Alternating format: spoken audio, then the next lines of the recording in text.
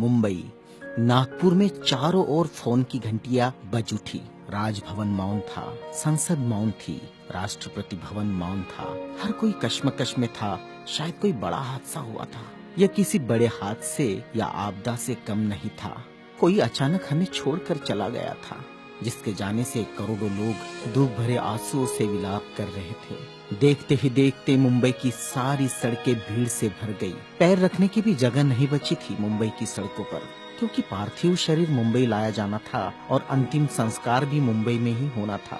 नागपुर, कानपुर, दिल्ली, चेन्नई, मद्रास, बेंगलोर, पुणे, नासिक और पूरे देश से मुंबई आने वाली रेलगाड़ियों और बसों में बैठने को जगह नहीं थी। सब जल्द से जल्द मुंबई पहुंचना चाहते थे और देखते ही देखते अरब सागर वाली मुंबई जनसागर से भर गई। कौन था यह शख्स जिसके अंतिम दर्शन की लालसा में जन सैलाब रोते बिलखते मुंबई की ओर बढ़ रहा था? देश में यह पहला प्रसंग था जब बड़े बुजुर्ग छोटे छोटे बच्चों जैसे छाती पीट पीट कर रो रहे थे। महिलाएं आक्रोश कर रही थी और कह रही थी, मेरे पिता चले गए, अब कौन है हमारा यहाँ? चंदन की चिता पर जब उसे रखा गया तो लाखों दिल रुदन से जल रहे थे। अरब सागर अपनी लहरों के साथ किनारों पर थपकता और लौट जाता, फिर थपकता, फिर लौट जाता। शायद अंतिम दर्शन के लिए वह भी जोर लगा रहा था। चिता जली और करोड़ों लोगों की आंखें बरसने लगी। किसके लिए बरस रही थी ये आंखें? कौन था इन सब का पिता? किसकी जलती चिता को देखकर जल रहे थे करोड़ों दिलों के अग्निकुंड? कौन था यह जो छोड़ गया था इनके दिलों में आंधियां? कौन था वह जिसके नाम मात्र लेने से गरज उठती थी बिजलियां? मन से मस्तिष्क तक दौड़ जाता था ऊर्जा का प्रवाह। कौन था वह शख्स जिसने छीन लिए थे खाली कासे इनके हाथों से और थमा दी थी कलम लिखने के लिए एक नया इतिहास? आंखों में बसा दिए थे नए सपने, ओठों पर सजा दिए थे नए तराने, धमनियों से प्रवाहित किया था स्वाभिमान अभिमान को, दास्यता की जंजीरें तोड़ने के लिए दिया प्रज्ञा का शस्त्र। चिता जल रही थी अरब सागर के किनारे और देश के हर गांव के किनारे में जल रहा था एक स्मशान। हर एक शख्स की आंखों में और दिल में भी जो नहीं पहुंच सका था अरब सागर के किनारे, एक टक देख रहा था वह उसकी प्रतिमा या गांव के उस झंडे को जिसमें नीला चक्र लहरा रहा था, या बैठा था भूख प्यास भूल कर अपने समूह के साथ उस जगह जिसे वो बुद्ध विहार कहता था। क्यों गांव शहर में सारे समूह भूखे प्यासे बैठे थे उसकी चिता की आग ठंडी होने का इंतजार करते हुए। कौन सी आग थी जो वह लगाकर चला गया था? क्या विद्रोह की आग थी या थी वह संघर्ष की आग? भूखे नंगे बदनों को कपड़ों से ढकने की थी आग? असमानता की धज्जियां उड़ाकर समानता प्रस्थापित करने की आग? चवदार तालाब पर जलाई हुई आग अब बुझने का नाम नहीं ले रही थी। धू धू जलती मनुस्मृति धुएं के साथ खत्म हुई थी। क्या यह वह आग थी जो जलाकर चला गया था वह? सारे ज्ञानपीठ, स्कूल, कॉलेज मरुभूमि जैसे लग रहे थे। युवा युवतियों की कलकलाहट आज मौन थी। जिन्होंने हाथ में कलम थमाई, शिक्षा का महत्व समझाया, जीने का मकसद दिया, राष्ट्र प्रेम की ओतप्रोत भावना जगाई, वह युगंधर, वह प्रज्ञा सूर्य काल के कपाल से ढल गया था। जिस प्रज्ञा तेज ने चेहरे पर रोशनियां बखेरी थी, क्या वह अंधेरे में गुम हो रहा था? बड़ी अजीब कश्मकश थी।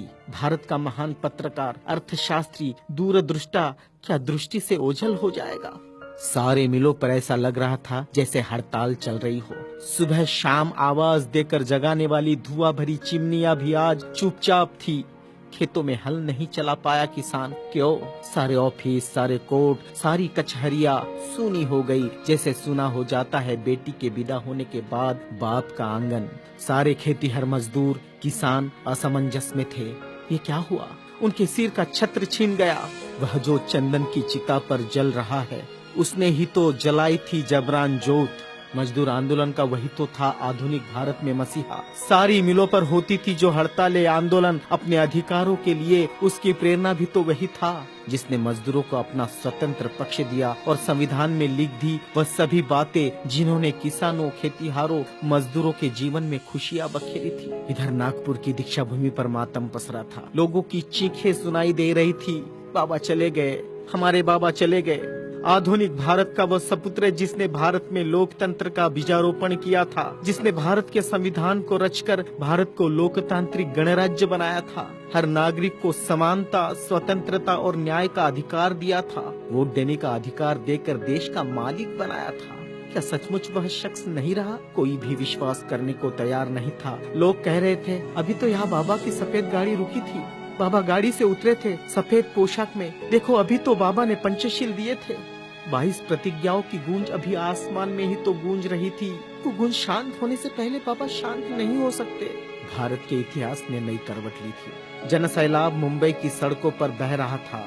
भारतीय संस्कृति में तुच्छ कहलाने वाली नारी, जिसे हिंदू कोड बिल का सहारा बाबा ने देना चाहा और फिर संविधान में उसके हक आरक्षित किए, ऐसी माँ बहनें लाखों की तादाद में स्मशान भूमि पर थी। यह भारतीय सड़ी गली धर्म परंपराओं के मुंह पर एक जोरदार तमाचा था, क्योंकि जिन महिलाओं को स्मशान जाने का अधिकार भी नहीं दिया, ऐसी 3 लाख महिलाएं बाबा के अंतिम दर्शन को पहुंची थी, जो अपने आप में एक विश्व विक्रम था। भारत का यह युगंधर, संविधान निर्माता, प्रज्ञा तेज, प्रज्ञा सूर्य, महासूर्य, कल्प पुरुष नव भारत को नवचेतना देकर चला गया।